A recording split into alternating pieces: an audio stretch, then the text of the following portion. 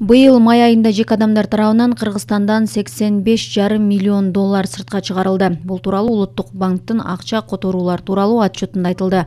Чыгарылган каражаттын 80,1 миллиону Орусияга жөнөтүлгөн.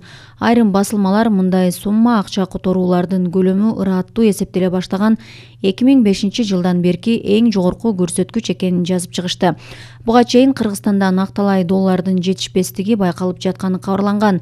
Муну өкмөт жана Улуттук банктын жетекчилиги белгилеп, ага каршы чаралар иштелип жатканын билдирген.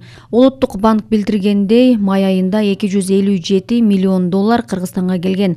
Анын 245 миллион доллардан ашыгы Орусиядан кирген. Бүгүн 11 июлда валюта базарында доллардын орточо курсу 82 сом 83 тыйынга сатып алынса, 83 сом 83 тыйындан сатылууда. Ал эми кыргызстандыктар көп алмаштырган 1 орус рублю 1 сом 28 тыйындан эсептелүүдө.